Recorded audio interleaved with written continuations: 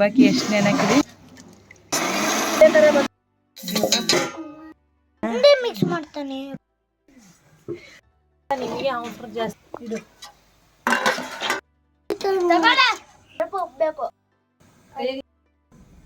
ಇದು ಹೋತಾನ ನಂಬರ್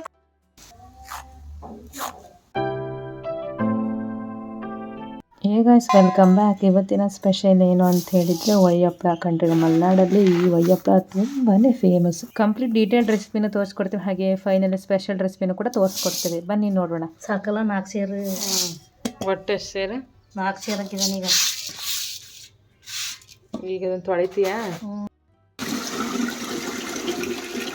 ನಾವಿಲ್ಲಿ ಸುಮಾರು 4 ಸೇರು ಅಕ್ಕಿಯನ್ನು ತೊಗೊಂಡಿದ್ದೀವಿ. ಸೊಸೈಟಿ ಅಕ್ಕಿ ಅಂತಾರಲ್ಲ, ಅದನ್ನಾದ್ರು ತಗೋಬೋದು, ಇಲ್ಲ ನಾರ್ಮಲ್ ಅಕ್ಕಿ ಎಲ್ಲಾದರೂ ಮಾಡ್ಬೋದು. ಅದನ್ನು ಚೆನ್ನಾಗಿ ನಾವು ಕ್ಲೀನಾಗಿ 3 ಬಾರಿ ತೊಳಿಬೇಕು ಸ್ನೇಹಿತರೆ. 3 ಬಾರಿ ತೊಳೆದು 3 ದಿವಸ ನೆನೆಸಿ ಇಡಬೇಕು. ಸೊ ಅದು ತುಂಬಾ ಕರೆಕ್ಟ್ ಪ್ರೋಸೆಸ್. ಓಕೆನಾ? ಸಬ್ಬಕ್ಕಿ ಎಷ್ಟು ನೆನಕಿದೆ? ಸಬ್ಬಕ್ಕಿ ಒಂದು 1/4 kg ಅಷ್ಟು ನೆನಕಿದೆ. ನೆಂದ ತಗೊಳ್ಳೆ ನೋಡು ಎಷ್ಟು ಬೇಕನ. ಬೆಳಗ್ಗೆ ನೆನಕಿರೋದ ಇದು. ಒಂದು 4-5 ತಾಸು ನೆನೆಕ್ಬೇಕು. 4ರಿಂದ 5 ತಾಸು ಅಲ್ಲಿ ಚಂದ ನೆನಿತತಿ. ನೋಡ್ಬೋದು ಅಕ್ಕಿ ಕೂಡ ಇದು ನೆನೆಸಿಟ್ಟಿರೋದು. ಎಷ್ಟು ದಿವಸ ಅಮ್ಮ? 3 ದಿನ. ಹೆಚ್ಚು ಕಡಿಮೆ 3 ದಿವಸ. ನೀರು ಚೇಂಜ್ ಮಾಡೋಂಗಿಲ್ಲ? ನೀರು ಚೇಂಜ್ ಮಾಡಿಲ್ಲ. ಬೇರೆಯವರೆಲ್ಲ ಚಿಮ್ನಿ ಬೇಕಾದ್ರೆ ಚೇಂಜ್ ಮಾಡ್ಕೋಬೋದು. ಹಪ್ಪಳ ಸ್ವಲ್ಪ ಚೆನ್ನಾಗಿ ಬರ್ಬೇಕು ಅಂದರೆ ಟೇಸ್ಟ್ ಚೆನ್ನಾಗಿ ಬರ್ಬೇಕು ಅಂದರೆ ನಾವು ಅದೇ ಹುಳಿಯಾಗೆ ಮಾಡೋದು.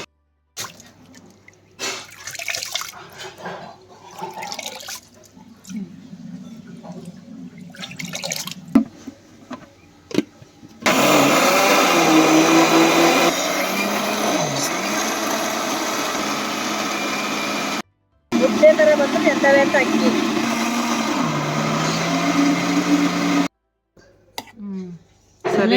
ಇಲ್ಲ ನೀನು ಚೂರು ರುಬ್ಬಬೇಕು. ಇದೆ ತೋಲ ಐತೆ ನೋಡು.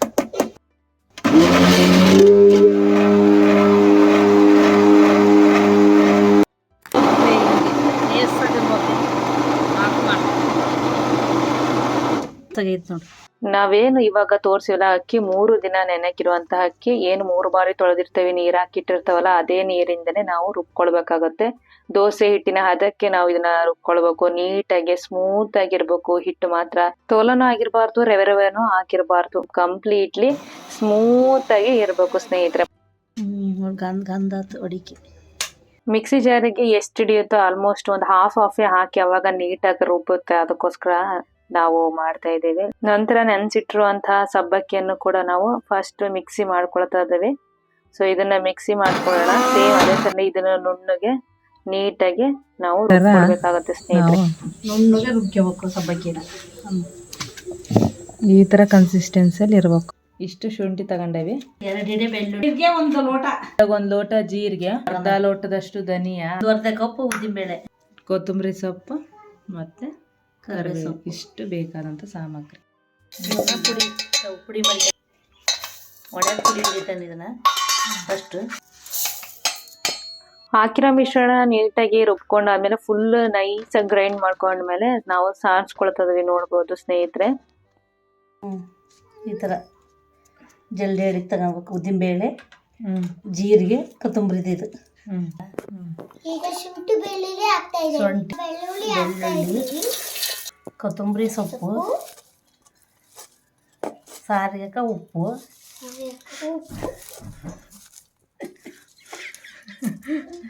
ಹಾಕ್ತಂತ್ರಿ ಸ್ವಲ್ಪ ಉಪ್ಪು.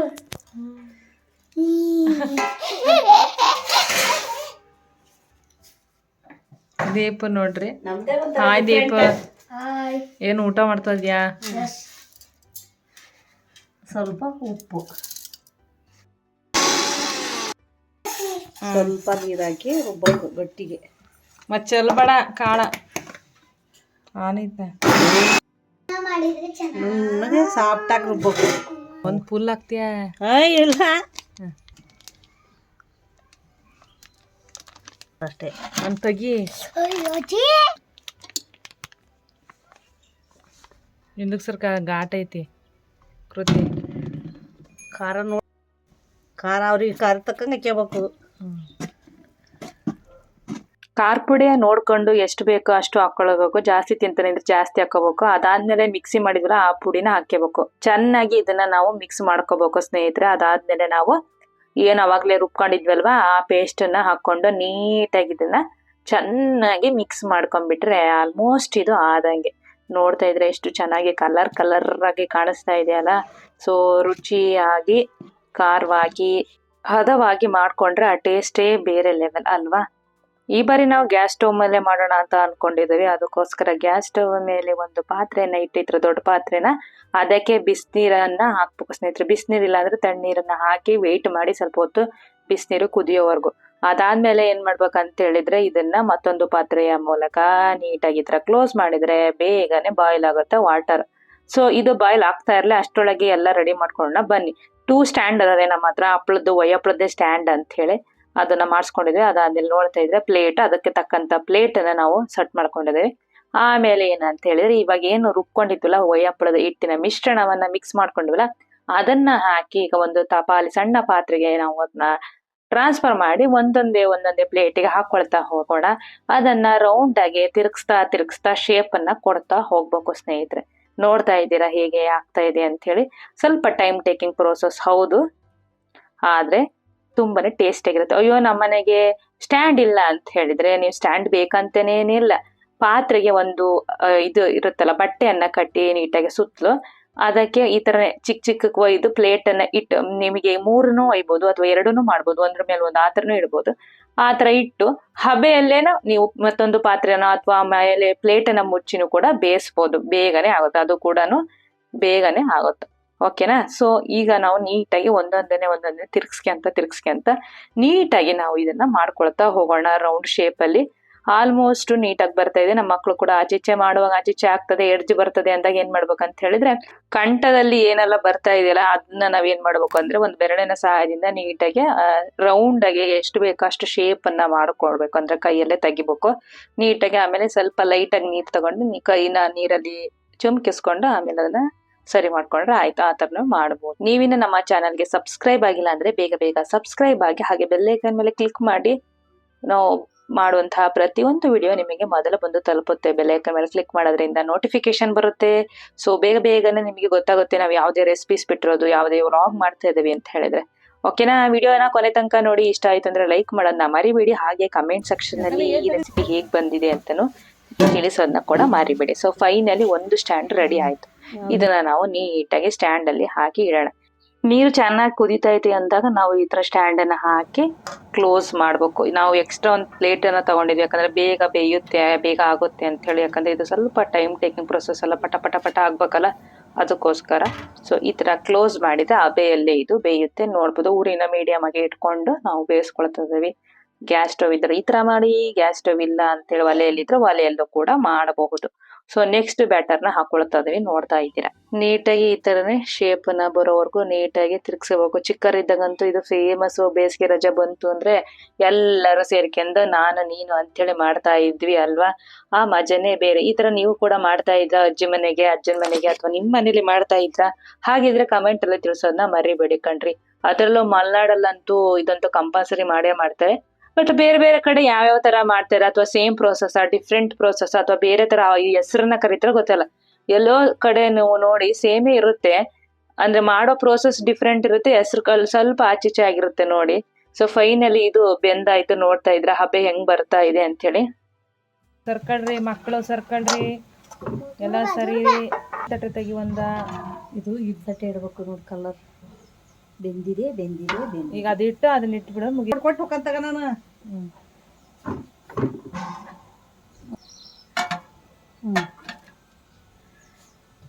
ಈಗ 2ನೇ ಸ್ಟ್ಯಾಂಡ್ ಅನ್ನು ಕೂಡ ಬೇಯಿಸಕ್ಕೆ ಇಟ್ಟಿದ್ದೀವಿ. ಉಪ್ಪು ಖಾರನ ನೋಡ್ರಿ. ಹೆಂಗೈತ ದೀಪ? ಸ್ವಲ್ಪ ಉಪ್ಪಬೇಕು ನಿನಗೆ ಕೃತಿ ನೋಡ ಉಷಾ. ನಿಂತು ನೋಡು.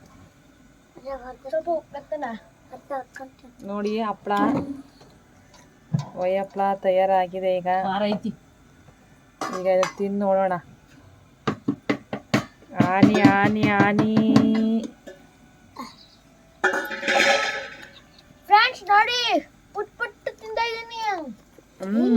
ಹೆಂಗು ಫ್ರೆಂಡ್ಸ್ ನೋಡಿ ಪುಟ್ ಪುಟ್ಟದಾಗ ಇದೀನಿ ಫ್ರೆಂಡ್ಸ್. ಯಾವ ಥರ ಇದೆ? ಯಮ್ಮಿ ಅಲ್ಲ, ಅಮೇಜಿಂಗ್.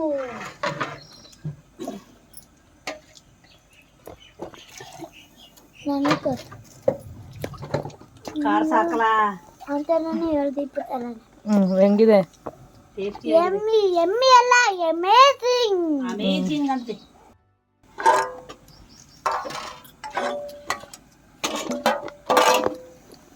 ಈಗ ನೋಡಿ ತೆಗಿತಾ ಇದ್ದೀನಿ. ಬಡ ಬಡ ತೆಗ್ದಾಕ್ರಿ. ಈಗ ನಾನು ನೋಡಿ ತೆಗಿತಾ ಇದ್ದೀನಿ.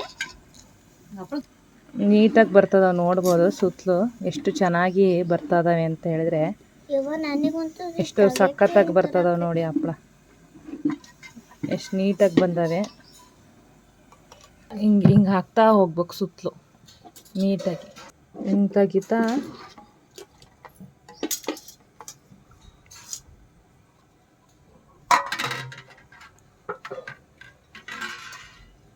ಅದಾದ ಮೇಲೆ ಇದನ್ನು ನೀಟಾಗಿ ಬೇಕು ಅಂದ್ರೆ ಮತ್ತೊಂದು ಪಟ್ಟು ನೋಡಿ ಉಷಾ. ಈ ಥರ ಬೇಕಾದ್ರೆ ಬೇರೆ ಎಷ್ಟು ಬೇಕೋ ಅಷ್ಟು ಹಿಟ್ಟು ತೋಡ್ಕೋಬೇಕು. ಹಿಟ್ಟನ್ನ ಹಿಂಗೆ ತೋಡ್ಕೊಂಡು ಈ ಥರ ಗಂಗಾಳಕ್ಕೆ ಹಾಕ್ತಾ ಹೋಗ್ಬೇಕು. ಈ ಕಡೆ ನೋಡ್ಬೋದು ಬೇಯ್ತಾ ಇದೆ ಹಪ್ಪಳ. ದೀಪು ತಿಂದ ಒಂದು ಹಪ್ಪಳ ತಿಂದಾನೆ. ಫ್ರೆಂಡ್ಸ್ ಸ್ಟ್ಯಾಂಡ್ ನೋಡಿ, ಫ್ರೆಂಡ್ಸ್ ಸ್ಟ್ಯಾಂಡ್. ನಾನು ಎರಡನೇ ಹಪ್ಪಳ ತಿಂತಾ ಇದ್ದೀನಿ. ಮಾಡಂಗಿಲ್ಲ. ಮಾವಿನಕಾಯಿ ಅಂದ ತಕ್ಷಣನೇ ನೋಣ ಕಾಯಿ ಬಡ ಬಡ ಒಯ್ದಿ. ಈಗ ಫಸ್ಟ್ ತಡಿಯ, ಜೋರ್ ಜೋರ್ ಮಾಡಂಗಿಲ್ಲ. ತಗ ಇಲ್ಲಿವರೆಗೂ ತಗ, ಅದು ಚೆನ್ನಾಗೈತೆ ತಗ. ಅದು ಬೇಗ ಇದಕ್ಕತ್ತು ಗಾಢ ಇದು ಮಾಡ್ರಿ, ಬೇಯ್ತದ.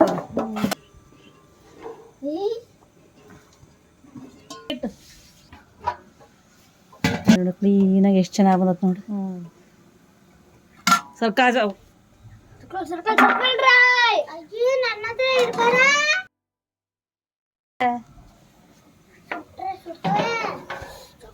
ಕೆಳಗೆ ನಮಗೆ ಅದಿರ್ಲಿ ಬಿಡು. ಸುಟ್ಟಿಲ್ಲ ತಾನೆ, ಭಾರತ ಸುಟ್ಟವ. ತಡಿಯೋ ತಮ್ಮ. ನೋಡ್ತಾ ಇರ್ಬೋದು, ಇದು ಕೂಡ ಬೆಂದಾಯ್ತು. ಇದನ್ನ ನೀಟಾಗಿ ಈ ತರ ತೆಗಿತಾ ಇದೀವಿ. ಮುಂಚೆ ಎಲ್ಲ ನಾವೆಲ್ಲ ನೆನಪಿದೆಯಾ ನಿಮ್ಗೆ? ಯಾರಾದ್ರೂ ನೀವು ಮಾಡ್ತೀನಿ ಅಂತ ಹೇಳಿದ್ರೆ ಚಿಕ್ಕ ಚಿಕ್ಕದ್ ಬಿದ್ರ ಕಡ್ಡಿಯಲ್ಲಿ ಪುಟ್ಟಿಯಲ್ಲಿರಂತ ಕಡ್ಡಿನ ಮುರ್ಕೊಂಡು ಆ ಬಿದ್ರ ಕಡ್ಡಿಯಾಗ ಮಾಡ್ತಾ ಇದ್ವಿ. ಸಿಕ್ಕಾಪಟ್ಟೆ ಚೆನ್ನಾಗಿರೋದು. ಇವಾಗಂತೂ ಕೈಯಾಗೆ ಬರ್ತದೆ, ಏನು ಬೇಡ ಹಂಗೆ ನೀಟಾಗಿ ಹದವಾಗಿದೆ. ಇದೇ ತರ ನೀವು ನೀಟಾಗಿ ಎಲ್ಲವನ್ನ ಹದಕ್ ಸರಿಗೆ ಹಾಕೊಂಡ್ರೆ ಆರಾಮಾಗಿ ಕಣ್ಣು ಮುಚ್ಕೊಂಡು ನೀವು ಹಪ್ಳನ ಮಾಡ್ಬೋದು. ಕಣ್ಣು ಮುಚ್ಕೊಂಡ್ ಅಂದ ತಕ್ಷಣ ಕಣ್ಣು ಮುಚ್ಕೊಂಡ್ ಮಾಡೋದಲ್ಲ, ಆತರ ಆರಾಮಾಗಿ ಮಾಡ್ಬೋದು ಅಂತ ಹೇಳಿ. ಸೊ ಫೈನಲಿ ನೋಡ್ತಾ ಇದೀರಾ, ಇದು ಬಂದು ಈರುಳ್ಳಿ ಹಪ್ಳ ರೆಸಿಪಿ ಕಂಡ್ರಿ. ಇದು ಹೆಂಗ್ ಮಾಡೋದಂದ್ರೆ, ನೆಕ್ಸ್ಟ್ ಉಳಿದ್ರಂತ ಹಿಟ್ಟಿಗೆ ಎಷ್ಟು ಬೇಕೋ ಅಷ್ಟು ಈರುಳ್ಳಿ ಹಪ್ಳ ಮಾಡ್ಕೊಂತೀವಿ ಅಂತ ಅಂದಾಗ ಇದಕ್ಕೆ ನಾವು ನೆನೆಸಿರುವಂತಹ ಕಡಲೆಬೇಳೆ 1 ಕಪ್, ಅದಾದ್ಮೇಲೆ ಈರುಳ್ಳಿ ಸಣ್ಣಕ್ಕೆ 2 ಹೆಚ್ಚಿದ್ದೇವೆ, ಆಮೇಲೆ ಕರ್ಬೇ ಸೊಪ್ಪು ಮತ್ತೆ ಬೆಳ್ಳುಳ್ಳಿನ ಒಗ್ಗರಣೆ ಕೊಟ್ಟಿದ್ದೇವೆ 1 ಚಮಚ ಎಣ್ಣೆಯಲ್ಲಿ. ಅದನ್ನ ನಾವು ಇದಕ್ಕೆ ಮಿಕ್ಸ್ ಮಾಡ್ಕೊಂಡು ಹಾಕೊಂಡು ಸೇಮ್ ಅದೇ ತರನೇ ಪ್ರೋಸೆಸ್ ನೀಟಾಗಿ ಶೇಪ್ ನ ಮಾಡ್ಕೊಂಡು ನಾವು ಇದನ್ನ ಮಾಡ್ಕೊಂಡು ತಿಂದ್ರೆ ಬೇರೆ ಲೆವೆಲ್. ಹೌದು, ಯಾಕೆ ಅಂತೀರಾ? ಪ್ರತಿ ಸಾರಿ ನೋಡಿ ಹಪ್ಳ ಮಾಡಿದ್ವಿ ಅಂದ್ರೆ ಕೊನೆಯಲ್ಲಿ ನಾವು ಈ ತರ ಈರುಳ್ಳಿ ಹಪ್ಳವನ್ನ ಮಾಡ್ಕೊಂಡು ತಿಂತೀವಿ. ಅವಾಗ್ಲೇನೆ ಆ ಹಪ್ಳಕ್ಕೆ ಸಾರ್ಥಕತೆ ಸಿಗೋದು. ಹೌದಾ? ನಿಮ್ ಕಡೆನೂ ಈ ತರ ಮಾಡ್ಕೊಂಡ್ ತಿಂತೀರಾ? ಈ ತರ ಮಾಡ್ಕೊಂಡು ತಿಂದಿಲ್ಲ ಅಂದ್ರೆ ಈಗ ನೆಕ್ಸ್ಟ್ ಟ್ರೈ ಮಾಡಿ ಮತ್ತೆ ಮತ್ತೆ ಮಾಡ್ಕೊಂಡು ತಿಂತೀರಾ ಸ್ನೇಹಿತರೆ. ಫೈನಲಿ ಹಪ್ಳನ ಒಯ್ದಾಯ್ತು, ನೋಡ್ತಾ ಇದೀರಾ. ಸೊ ನಾವ್ ಸ್ಟಾರ್ಟ್ ಮಾಡಿದ್ದು 4:30 ಮೇಲೆ, ಸಮಯ ಬಂದು 11 ಗಂಟೆ ಆಗ್ತಾ ಇತ್ತು. ಹಂಗಾಗಿ ಪಟಪಟನೆ ಒಳಗಡೆನೆ ಒಣಗ್ಲಿ 1 ರೌಂಡ್ ಅಂತೇಳಿ ಸೀರೆ ಮೇಲೆ ಹಾಕ್ತಾ ಇದ್ವಿ. ಸೀರೆ ಇದ್ರೆ ಸೀರೆ ಮುಂಚೆಲ್ಲ ನಾವು ಹುಲ್ಲನ್ನ ಹಾಸಿ ಅದ್ರ ಮೇಲೆ ಹಾಕ್ತಾ ಇದ್ವಿ. ಇವಾಗ ಬೆಳಗ್ಗೆನೆ ಬೇಗ ಮಾಡಿರೋದ್ರಿಂದ, ಅಂದ್ರೆ ಈವ್ನಿಂಗ್ ಮಾಡೋದ್ರಿಂದ, ಬೇಗ ಮಾಡಿದ್ರೆ ಹೊರಗೆ ಹಾಕ್ಬೋದು, ಈವ್ನಿಂಗ್ ಮಾಡೋದ್ರಿಂದ ನೈಟ್ ಆಗ್ಬಿಟ್ಟಿದೆ, ಸೂರ್ಯನ ಶಾಖ ಬರಲ್ಲ ಅಂತೇಳಿ ಒಳಗೆ ಫಸ್ಟ್ 1 ರೌಂಡ್ ಒಣಗ್ಸಕ್ ಹಾಕಿದೀವಿ.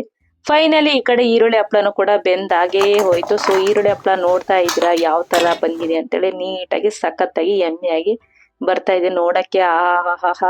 ಆ ಈರುಳ್ಳಿ ಹಪ್ಳ ತಿನ್ನುವಾಗ ಏನೋ ಕಂಡ್ರೆ, ಒಂದು ಬೆಳ್ಳುಳ್ಳಿ, ಒಂದು ಈರುಳ್ಳಿ, ಒಂಚೂರು ಕರಿಬೇವು ಸೊಪ್ಪು, ಆ ಕಡಲೆಬೇಳೆ, ಆ ಹಪ್ಳದ ಜೊತೆಗೆ ಕಾಂಬಿನೇಷನ್ ತಿಂತಾ ಇದ್ರೆ ಹಾ ಹಾ ಹಾ ಹಾ ಹಾ ಟೇಸ್ಟೇ ಬೇರೆ ಲೆವೆಲ್ ಕಣ್ರಿ. ಬರೀ ತೋರ್ಸೋದಾಯ್ತು, ತಿನ್ನೋಣವಾ? ಬನ್ನಿ ಬನ್ನಿ ಬನ್ನಿ ಎಲ್ಲ. ಆ ಅನ್ನಿ ಆನಿ ಆನಿ ಆ ಅನ್ನಿ ಯಾರಿಗೆಲ್ಲ ಬೇಕು?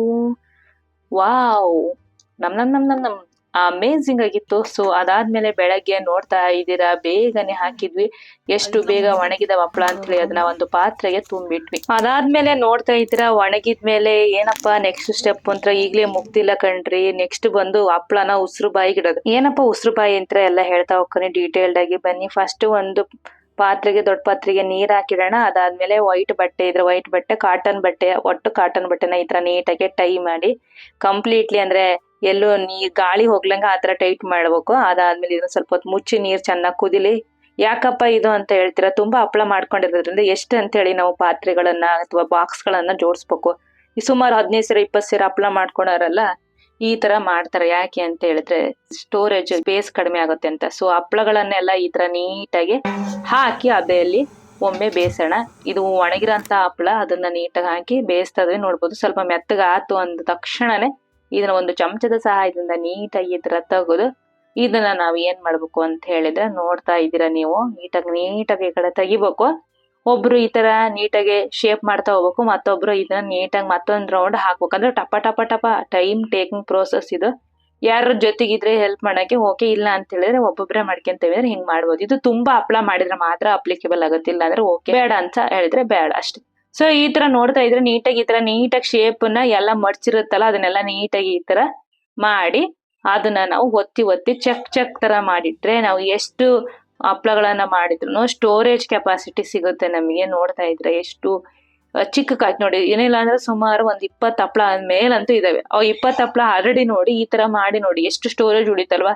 ಸೊ ಅದೇ ತರನೇ ಇದನ್ನ ಮತ್ತೆ ನೋಡ್ತಾ ಇದ್ರೆ ಮತ್ತೆ ಇದು ಈಗಷ್ಟೇ ಸ್ಮೂತ್ ಆಗಿರುವಂತ ಹಪ್ಳಗಳನ್ನ ನೀಟಾಗಿ ಈ ತರ ನಾವು ತೆಗೆದಿಟ್ಕೊಂಡು, ಅಂದ್ರೆ ಸುಡ್ತಾ ಇರೋವಾಗರನೆ ಕೈ ಸುಡ್ತೈತಿ ಅಂತ ಹೇಳಿ ನಾವ್ ಇದು ಮಾಡಂಗಿಲ್ಲ, ಹಂಗೆ ಪಟ ಮಾಡ್ಬೇಕು. ಇಲ್ಲ ಅಂತ ಹೇಳಿದ್ರೆ ಅವು ಮೆತ್ತಗಿರೋದ್ಕೆನೆ ಮತ್ತೆ ನೀಟಾಗಿ ಯಾವ ಶೇಪ್ ಬೇಕೋ ಆ ಶೇಪಲ್ಲಿ ಕೂರುತ್ತೆ. ಇಲ್ಲ ಅಂತ ಹೇಳಿದ್ರೆ ನಾವು ಮಾಡಕ್ಕಾಗಲ್ಲ. ಸುಕ್ಕೆಲ್ಲ ನೀಟಾಗಿ ತೆಗೆದು ನೀಟಾಗಿ ನಾವು ಮಾಡಿದ್ರೆ ಸಖತ್ತಾಗಿ ಆಗುತ್ತೆ, ಬೇಗನೆ ಆಗುತ್ತೆ. ಸ್ವಲ್ಪ ಕೈ ಸುಡ್ತಿರುತ್ತೆ ಅಂದ್ರೆ ಬೇಗ ಮಾಡ್ಬೇಕಲ್ಲ, ಅದಕ್ಕೋಸ್ಕರ ಹಂಗೆ. ಮತ್ತೆ ಅವಾಗಿನ ಹಪ್ಳಗಳೆಲ್ಲ, ಅವಾಗಿನ ಪದ್ಧತಿಗಳೆಲ್ಲ ಅಂದ್ರೆ ಅದಕ್ಕೇನೋ ಒಂದು ರೀಸನ್ ಇರುತ್ತಲ್ವಾ. ಸೀಸನ್ ತಕ್ಕಂಗ್ ಹಪ್ಳಗಳು, ಸಂಡಿಗೆಗಳು ಹೊರ ತಗೊಳದ್ ತಿನ್ನೋದೇ ಈಸಿ ಅನ್ಸುತ್ತೆ. ಮೊನ್ನೆ ಮಾಡಕ್ ಹೋದ್ರೆ ತುಂಬಾನೇ ಕಷ್ಟ, ಟೈಮ್ ಪ್ರೋಸೆಸ್, ಟೈಮ್ ಟೇಕನ್ ಅಲ್ವಾ. ಹಂಗಂತ ಹೇಳಿ ಎಷ್ಟು ಅಂತ ಹೊರಗಡೆ ತಗೊಂಡ್ ತಿನ್ನಕ್ಕಾಗುತ್ತೆ ಹೇಳಿ.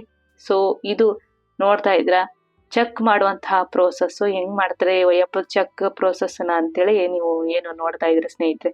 ನಿಮ್ ಕಡೆನೂ ಇದೇ ತರ ಮಾಡ್ತೀರಾ ನೋಡಿ, ಎಸ್ ಅಂತ ಕಮೆಂಟ್ ಹಾಕಿ, ಇಲ್ಲ ಹೌದು ಅಂತ ಹೇಳಿ ಅಭಿಪ್ರಾಯ ತಿಳಿಸಿ. ಸೊ ನೋಡ್ಬೋದು ಎಷ್ಟು ನಿಮ್ಗೆ ಸ್ಟೋರೇಜ್ ಸ್ಪೇಸ್ ಉಳಿತದೆ. ಹಿಂಗೆ ಭಾರವಾದ ಕಲ್ಲು ಅಥವಾ ಭಾರವಾದ ವಸ್ತುವಿನಿಂದ ಈ ತರ ಪ್ರೆಸ್ ಮಾಡಿಟ್ರೆ ನೀಟಾಗಿ ಅದು ಕೂರುತ್ತೆ. ಅಯ್ಯೋ ಈ ತರ ಮಾಡಿದ್ರೆ ಹೆಂಗೆ ಅಂತೀರಾ ನೋಡಿ, ಎಷ್ಟು ಚೆನ್ನಾಗಿ ಸ್ಪೇಸ್. ಅಷ್ಟು 2 ಪುಟ್ಟಿ ಹಪ್ಳ ನೋಡಿ 3 ಚೆಕ್ ಆಗಿ ಕನ್ವರ್ಟ್ ಮಾಡಿದ್ದೇವೆ. ಒಂದ್ರ ಮೇಲೆ ಒಂದ್ ಏರಿತೀವಿ. ನೋಡ್ಬೋದು ಹಿಂಗ್ ಹಾಕಿರೋ ಹಪ್ಳ ಮುರಿಯಲ್ಲ, ಇಲ್ಲ ಮುರಿಯೋದೇ ಇಲ್ಲ. ನೋಡಿ ಚೆಕ್ ಮಾಡಿದ್ನ ಹೆಂಗ್ ತೆಗಿಬೇಕು ಅಂದ್ರೆ ಈ ತರ ಒಂದೊಂದೇ ತೆಗಿಬೋದು, ಆರಾಮಾಗಿ ಬರ್ತೈತಿ. ಎಷ್ಟು ದಿನಗಳಾಗ್ಲಿ ವರ್ಷಗಳಾಗ್ಲಿ ಇಟ್ಕೊಂಡ್ ತಿಂದ್ರೆ, ಆಲ್ಮೋಸ್ಟ್ ವರ್ಷದ ಹತ್ರ ಇಟ್ಕೊಂಡ್ ತಿಂತೇವೆ, ಅದು ಕೂಡ ನೀವು ಹಿಂಗ್ ಓಪನ್ ಮಾಡಿದ್ರು ಆರಾಮಾಗಿ ಬರ್ತೈತಿ. ಎಣ್ಣೆಯಲ್ಲಿ ಒಂದು ಕರೆದು ನೋಡೋಣ ಟೇಸ್ಟ್ ಹೆಂಗ್ ಬರ್ತದೆ ಅಂತ. ಮತ್ತೆ ಇದೇನಂದ್ರೆ ಬೇಗನೆ ಕರಿಬೇಕಾಗ್ತ ಒಯ್ಯಪ್ಳ ಅಂದ್ರೆ ಬೇಗನೆ ಎಣ್ಣೆ ಕಾದ ತಕ್ಷಣ ನೀವೇನಾದ್ರು ಹಾಕಿದ್ರೆ ಬೇಗ ಸೀದ್ ಬಿಡುತ್ತೆ. ಇಮಿಡಿಯೇಟ್ ನಾವು ಒಳ್ಳೊಳ್ಮೆಣಕ್ಕೆ ತಿರುಗಿ ತಕ್ಷಣನೇ ತೆಗ್ಬಿಡ್ಬೇಕು. ಮತ್ತೆ ಮೀಡಿಯಂ ಫ್ಲೇಮಲ್ಲಿ ಇಟ್ಕೊಳ್ರಿ. ಮತ್ತೆ ತುಂಬಾ ಎಣ್ಣೆ ಕಾದಾಗ ಮಾಡ್ತಾನೆ ಅಂತ ಹೇಳಿದ್ರೆ ಬೇಗ ಸೀತುತ್ತೆ. ಅದಕ್ಕೋಸ್ಕರ ಫುಲ್ ಆಕ್ಟಿವ್ ಆಗಿ ನಾವು ಇದನ್ನ ಮಾಡ್ಬೇಕಾಗ್ತದೆ. ಸೊ ಫೈನಲಿ ಮತ್ತೊಂದು ಒಯ್ಯಪ್ಳವನ್ನು ಕೂಡ ನಾವು ಕರೆದಾಯ್ತು. ವಾವ್, ಟೆನ್ ಒಯ್ಯಪ್ಳ ತಯಾರಾಗೇ ಹೋಯ್ತು. ಹೇಗಿತ್ತು ಅಂತ ನೋಡೋಣವಾ ಬನ್ನಿ. ಮತ್ತೆ ಕಿತ್ತಡ ಟೇಸ್ಟ್ ಯಾವ ತರ ಇತ್ತು ಎಲ್ಲವನ್ನ ನೋಡ್ತಾ ಹೋಗೋಣ. ಇದು ಒಯ್ಯಪ್ಳ ಮಾಡುವಂತಹ ಪ್ರೋಸೆಸ್ ಸ್ನೇಹಿತರೆ. ತುಂಬಾ ಯಮ್ಮಿಯಾಗಿ ಬಂದಿದೆ ರೆಸಿಪಿ ಮಾತ್ರ. ನೀವು ಕೂಡ ಮನೆಯಲ್ಲಿ ಟ್ರೈ ಮಾಡಿ. ಈ ರೆಸಿಪಿ ಹೇಗೆ ಬಂದಿತ್ತು ಅಂತ ಕಮೆಂಟ್ ಅಲ್ಲಿ ತಿಳಿಸೋದನ್ನ ಮರಿಬೇಡಿ. ಮತ್ತೆ ಸಿಗೋಣ. ಟೇಕ್ ಕೇರ್, ಬಾಯ್.